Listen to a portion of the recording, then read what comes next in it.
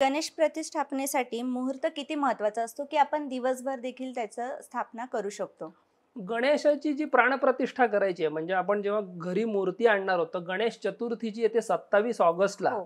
तर तेव्हा प्राणप्रतिष्ठा तुम्ही सूर्योदयापासून ते मध्यान्ह काल संपेपर्यंत केव्हाही करू शकता. आता मध्यान्ह काल कधी आहे? साधारणपणे एक 11:15 सकाळी ते साधारण पावणे 2 वाजेस्तोवर दुपारी हा मध्यान्ह काल जो आहे, हा अत्यंत मुख्य दिलेला आहे गणेश चतुर्थीला. हं. कारण चतुर्थी गणनाथस्य मातृविद्धा प्रशस्यते मध्यान्ह व्यापिनी चेत्स्यात परतश्चेत परेहनी असं शास्त्र ग्रंथात सांगितलंय.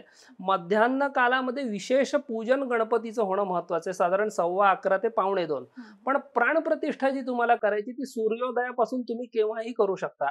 आणि त्याचं जे विशेष पूजन आहे ते मात्र मध्यान्ह कालामध्ये म्हणजे 11:15 ते पावणे 2 या काळामध्ये केव्हाही तुम्ही शुचिर्भूतपणे गणपतीचं पूजन, त्याचं सगळं आरती वगैरे जे काही हं, हं, उपचार हं. आहेत, ते सगळे तुम्ही या मध्यान्ह काळामध्ये करू शकता. घरामध्ये मूर्ती शक्यतो कोणत्या दिशेला बसवली पाहिजे आपण? आता गणपतीची मूर्ती जी आहे ती साधारणपणे पूजकाचं जे तोंड आहे, म्हणजे हं, आपण जेव्हा पूजा करत असतो, हं. तर तेव्हा आपलं तोंड पूर्व, साधारणपणे पश्चिम नाहीतर उत्तर या दिशेनं होईल अशा पद्धतीने ती मूर्ती बसवायला पाहिजे.